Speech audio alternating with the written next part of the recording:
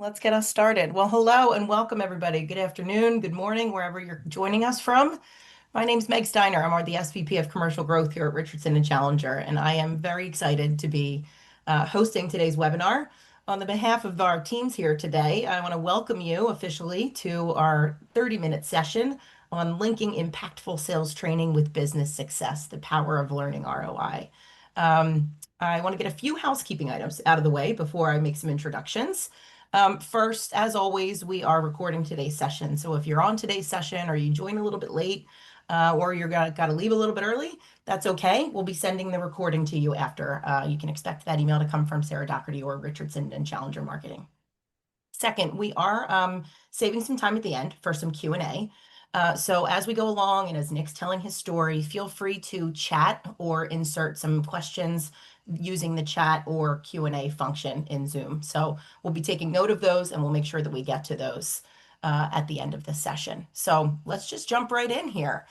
I'm thrilled to introduce a couple of people. I've already introduced myself. I'm our host for today, Meg Steiner. Pleased to welcome Sarah Doherty. Thank you, Sarah, for producing today's webinar. And the man of the hour, Nick Hine, are one of my personal favorite customers from Veolia, the Commercial Global Learning Director. I'm very excited to have you here, Nick, today. Welcome, and how are you? Thank you for having me. I'm very well, thanks, Megan. Good, good. Let's just jump right in. I would love to kick it off by telling us a little bit about who Veolia is. Veolia is a very large company. We've got probably in excess of 250,000 employees globally. And our main purpose, is ecological transformation. We've committed to ecological transformation because we believe that if everybody pulls in direction, then we can genuinely have a difference globally. So it's quite a big thing. I work specifically in the water tech part of our business. We have three parts. We have energy, waste, and water. Some of you will have heard of us from seeing the wagons on the road, the Veolia wagons with the red logo. But I work in the water side, so I'm in the water tech side of our business. And the whole company focuses on three areas of commitment to ecological transformation. And the first one is decarbonisation, where we help our industries to return wastewater into clean energy. Second one is regenerate, where we reduce water consumption by recycling and reusing wastewater. And depollute, that's where we reduce water pollution, protecting both environmental and human health, and minimizing waste and soil pollution. So those are our three areas, commitment, if you like, and the purpose of Veolia is ecological transformation. That's fascinating. Thank you, Nick. And a great little overview. I'm sure you've been practicing your value prop pitch there. I love it. Just a little bit. Yeah, I love it. So, all right, so we're here to talk about sales training, obviously. So talk to us a little bit about what was happening at the time when you decided we need to embark on this journey. So we've been committed to our sales teams for many, many years, and I think we're a very strong sales company. And the main driver of that is commercial training for individuals. A few years ago, we were looking for a global partner, somebody who could partner with Veolia to provide training that was going to be unified across the whole of our business. So the same training in Singapore as in Kuala Lumpur, or as in America, North America, Colorado, or even in Europe. And so we were looking for one supplier who could do all of that.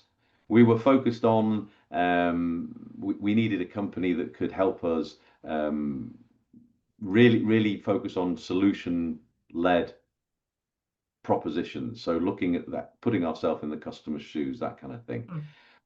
Fundamentally, we needed to win more profitable and sustainable business. I don't know a commercial business that doesn't need to do that. That's what every commercial business needs to do. But we were very much focused, especially in Europe, on reducing the sales cycle length. We found that we had a lot of opportunities. We were very popular, but we were struggling, and I think the whole industry globally is struggling to close down those opportunities with more and more complicated and complex procurement procedures. We needed a way of increasing our win rate. I love that. That's helpful. You started to touch on some of the things that you were looking for in a partner. Yeah, I jumped ahead. Sorry, Yeah. That's okay. That's it okay. just shows that we're practiced, you see, Sarah, Megan. Just shows we're practiced. So yeah, I mean, we needed someone who could actually also tailor our training. That was very important as well. We didn't want to just out of the box. We needed someone who could come in and learn about what we do and how we do it, focused on ecological transformation, focused on making sure that we were putting the environment first, but also tailoring our approach to sales and making sure that it fitted with what we already had. That was very important Mm, because we're not a new company, we're a right. well-established company. Right. It's The helpful. final thing that I was very, and that's the reason we're here today, very, very passionate about and have been passionate about for many years, that training should have a measurable impact. And, there's lots of training that we have to do. We have to do compliance training. We have to do mandatory training on health and safety and things like that. But with commercial training, we have an opportunity to say, if we train somebody, at the end of the day, there should be an outcome from that training and a measurable outcome. So I was very focused on that, and Richardson brought that to the table. That's great. That's helpful to hear. So let's talk a little bit about, some of the work that you've done to date before we jump into your measurement approach. So yeah, so we've done a lot of training now. We've been going for 18 months with Richardson, and we have really sat down with our sales directors and identified where their needs were, where their pain was, where their particular pain points were, and we were able to identify, as I said, the key to a lot of this, especially in Europe, was that we had a lot of opportunity pipeline that we needed to move forward. Mm, it's great. So let's talk a little bit about where that's happened so far. So we were looking, as I said, as a global partner. We wanted someone who could visit all of our different locations around the world. And this little chart, this lovely, I feel like a weatherman when I look at this and pointing at different parts of the country. Here we see a little bit of presentation skills across in North America. In Europe, we focus very much on sprint selling and sprint coaching. And we've also seen a little bit of work going down in Latin America, where they are very, very keen now to repeat what we've done in Europe. I'm based in Europe myself, so and I was the European commercial training director. I'm now global, but when I was European, that was my main focus, was to identify what we needed in Europe and push forward that piece, at least in the last 18 months. So we're going to talk predominantly today about my success in Europe and talk about how we're going to tackle this at a global point as well. I love that. Thank you. Let's talk a little bit about some of the tools you used to make it such a success. So we've used Salesforce. I mean, there's no secret about that. We have a Salesforce CRM, customer relationship manager, and the customer relationship manager of Salesforce is often used to measure people's performance, measure people's um, activity. And one of the things that, as an ex-salesperson myself, and I was 28 years in sales before I moved into training about 8 years ago, the piece that really upset me was that really Salesforce ought to be used as a tool to help people win more opportunities. And this is one of the things that really struck me when I looked at the Richardson Sprint Selling platform and the Opportunity Health tool that we have. This Opportunity Health tool is embedded in Salesforce. It's a native app that goes into Salesforce. And we're now having great success with people actually saying to me, this is the first time when Salesforce is actually doing something for me as a salesperson rather than just monitoring or reporting on what I'm doing. It's actually giving me hints and tips based on the sprint selling methodology, using the same language that we teach in the classrooms, which is out enabling the salespeople to have a structured approach to opportunities and helping them, really focus on the ones that are going to win and actually to discontinue chasing the ones that aren't going to win. That sunk cost fallacy is one of the psychological pieces that comes out of sprint selling, where you've invested a lot of time in an opportunity, so you keep driving forward, even though the tool tells you, or you know deep down that you're not going to win. With the opportunity health tool in Salesforce, it's easier for you to say, it's time to cut my losses now. We're not going to actually move this forward any further. And so we can get rid of some of those, I call them aged opportunities. We had some opportunities in our opportunity pipeline, which were over 1,000 days old. Oh, And that's a few years old. Really ought to be honest about those. Are we going to close them or not? yeah, So it was a agreed. bit of clarity, bit of clarifying the pipeline as well. So. Great. I love that. Before we move on to the measurement part of the story, I'd love to hear a little bit about how internal stakeholder buy-in has gone for you. I know that you have a story, so please tell. Yeah, so we have had ups and downs, I think is fair to say, Megan. We've got Hmm? some of our sales directors are super engaged with what we do, because we're able to share it, we're able to share the results, and I'll go through that in a minute. But at the same time, like a lot of businesses, L&D in at a global level sits, our learning and development team sits under HR, and HR aren't often involved in the outcomes, if you like. Hmm. And I had a call, an email about 3 months ago, which was a bit shocking. I think that's what you're referring to, Megan, is it? Hmm. That's Yep. that's the Yep. piece you're asking me to tell my story about. And that email was from our head of HR. And the head of HR said, how can we end this expensive contract with Richardson? Trying to cut costs, trying to reduce our turnover, our costs and our baseline costs. Often people who don't know will say, how do we cut these contracts?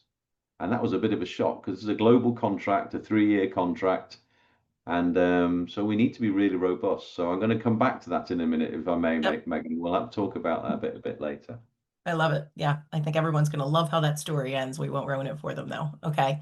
So let's get to the topic that we're here really to discuss, measuring impact and how you built such a lovely ROI story. But before we do that, I believe Sarah is going to help us launch a poll. There we go. So we're looking to learn how many of you in the audience are familiar with the Kirkpatrick levels of measurement. Sometimes we just assume the answer is yes. But want to understand from you if you're currently using it and if you're familiar with it. It looks like more of you are not familiar with it, which is not what Nick and I expected. So I'm glad we asked the question. Nick, we can give a little bit of an overview on the next slide here, but it looks like okay, so 73% of you are not familiar. Okay, well, that's really helpful. I'm glad we asked. So let's move on and let's talk about what those measurement levels are. So Nick, back to you.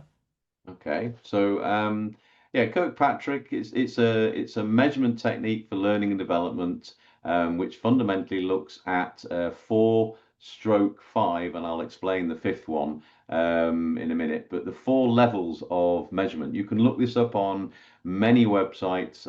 Don't do it now. I'll explain it to you. But when after this, you can look up Kirkpatrick and see if it's applicable. Something that I've been working on for a long time before I met Richardson, and Richardson brought it to the table. So we're both talking on the same hymn sheets. So the first level of measurement is what I call the smiley face measurement. This is where, did people enjoy their packed lunch when they were doing their training? Was the air conditioning at the right temperature in the room? Was the facilitator nice and smiley and was clear, was able to talk? Those kind of things are immediate post-learning event feedback evaluations. And this is often where people get confused. They think that's feedback, and it is called feedback, but it's not measurement. And that's fundamentally the problem, that we often stop there and say, well, we've got big thumbs up. If when you go in and out of a toilet block in an airport, sometimes they have those faces, a smiley face down to a happy face, unhappy face, sorry, and you click on one of them. That's what we're measuring. We're just measuring whether people were satisfied with their experience. So we go on to level 2. Level 2 is where we might do a quiz. You might actually ask the participants what they remember. And in fact, that's also a form of measurement. That at that point, you're really just measuring people's ability to remember or memory, and rather than their knowledge. We can extend that a little bit and expand a little bit, and Richardson do a lot of work on this, and I'll explain it in a minute. But fundamentally, if you extend that for, say, 30, 60 days, then you are actually working on knowledge retention rather than just on whether they can hold a thought in their mind. So Richardson do use something called online assessments with Quick Check, a reinforcement tool, but we're still only at level 2. And as I said, we go to level 5. So let's go to level 3 now. And on level 3, we are now looking for behavioral changes. Now, these are really starting to measure an impact, and we have something called leading indicators and lagging indicators. And these are a leading indicator that maybe people are changing the way they're behaving. It's not easy to measure outright. It takes some time, and we have spent a lot of time interviewing people post class, 30, 60 days after the class, and asking them if if they behaved in a different way. We often ask managers if there's been any change in behavior, and ultimately all talks about setting off on the right foot. You've got to start by measuring at the start and then seeing if there's a change in behavior. So we use things like focus groups and the workflow tools which are embedded in Salesforce. We can see if people are starting to use that tool, and that will be a leading indicator of people accepting the training and actually using it. Then we move on to level 4. Level 4 on the Kirkpatrick level is all about pipeline impact. So now we're really starting to say to our sales directors, are we having an impact on the pipeline? Are we actually finding the number of opportunities going up? The average deal size is changing? Is the win rate or win ratio increasing? Is the sales cycle length getting less? So those are the kind of things we're trying to measure at this level, and we have to do a lot of data mining in Salesforce. We go into Salesforce and look at the data. We set up tableaus, set up dashboards, set up reporting. Does require a bit of effort, but it's so worthwhile because you can actually share this data with sales directors and say, we're having an impact. But ultimately, and this was added to the Kirkpatrick metric by, do you remember who it was? Jack Phillips. Yes, thank you. I knew I would forget. Jack Phillips added this a few years ago, and he added to this, there is a 5th measurement. And that's what you really talk about when you're talking about return on investment. So business results. Can we see that there's increasing profitability, increasing revenue growth? Are we having an increase in market share? And we can do that. Not always 100%, but in part to the training that we started at a certain time. So to measure that, you need to begin at the beginning and you need to set a baseline. And that's what we had to do 2 years ago with Richardson. They were very good. They came to me and said, let's get the data, let's get the key performance indicators that the sales directors use to measure, and we'll score them now, and then we can measure them every quarter. And that's what we do. And we've got some data, I think, to report on that. So those are the 5 levels of Kirkpatrick stroke Phillips measurement of learning impact.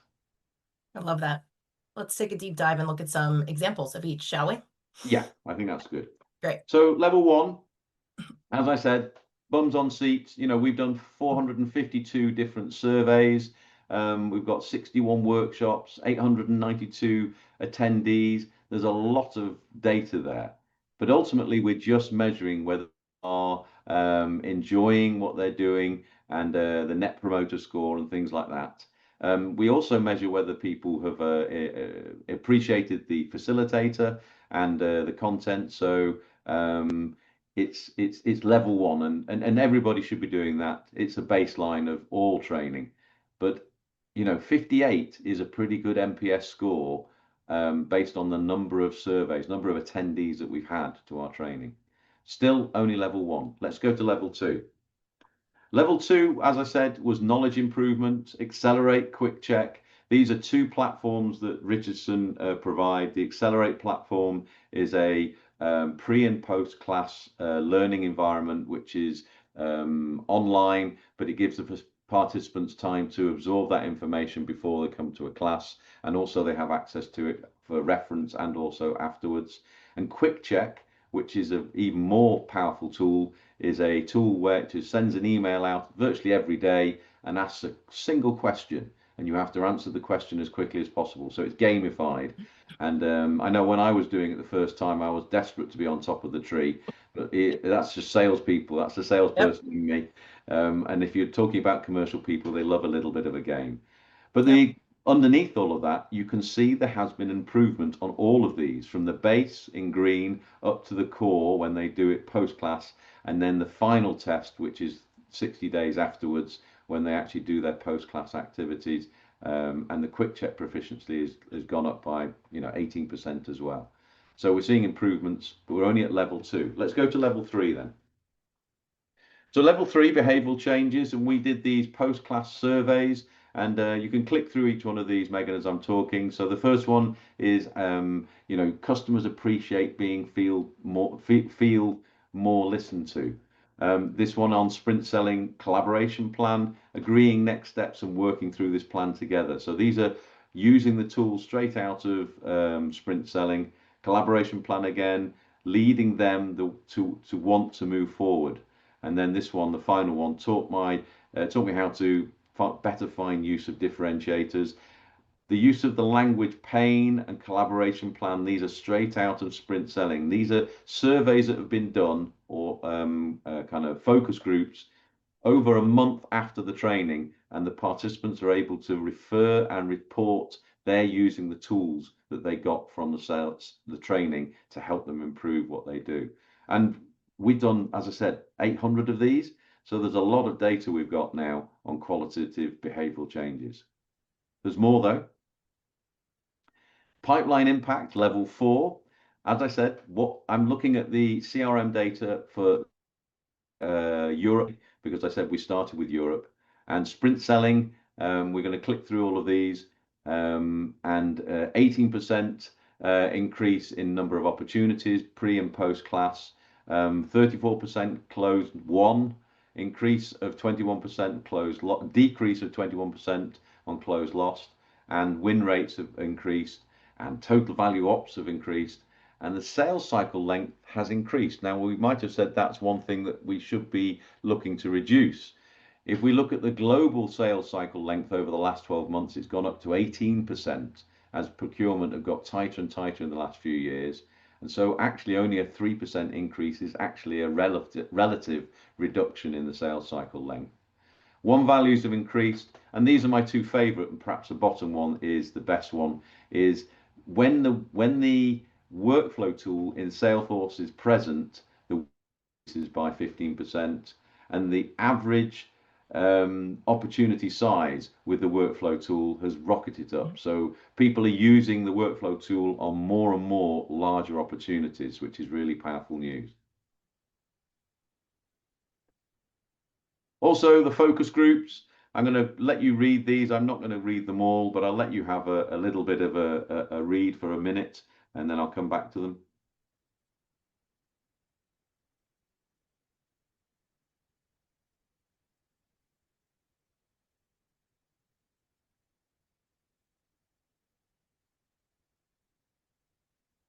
And it's important to know that these are just a couple of the qualitative feedback which we get from the people. We've had some really, really powerful stories. I'm going to share one with you in a minute, but we regularly get people say, if I hadn't used sprint selling to look at this opportunity, I wouldn't have had the success that I had, and people clearly say that. And I think the next one is our key stakeholder, if you like. So this is the focus group data. We asked them to share with us the value of the opportunities that they're working on. And at the moment, just in the last 12 months, we have influenced nearly $55 million of business. And if we look at this projected to the extent of the 3-year contract that we have with Richardson, I can go back to my sales directors and say, if it's poor, it'll be 62 million.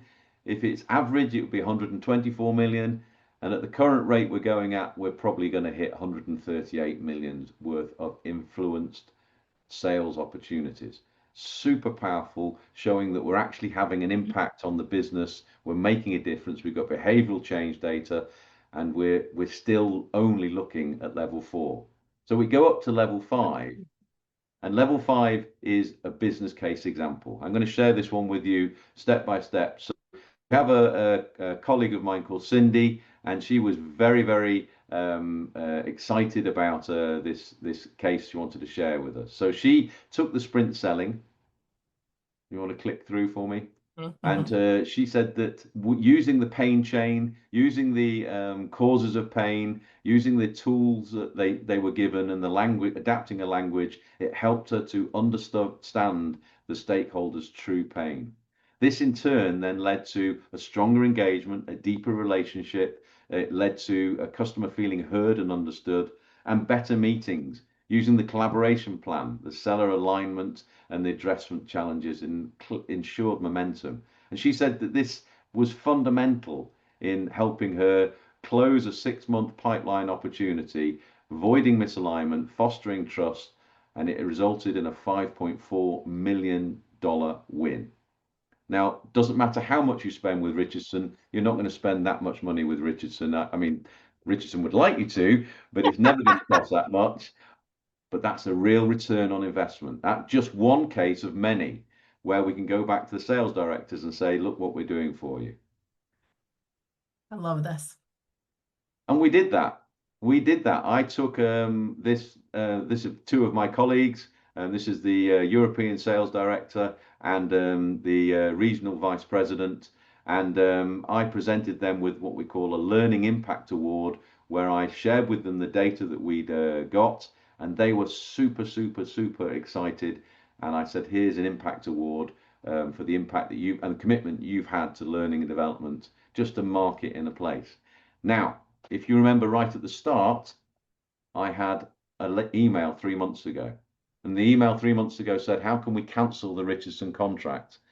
And all I need to do is bring my managers here, my army of sales directors and vice presidents, and ask them if they want to cancel a contract which is returning on the investment many times over. I think we're going to be in a good place. I think it's safe that we're going to continue with Richardson for another year and a half at least.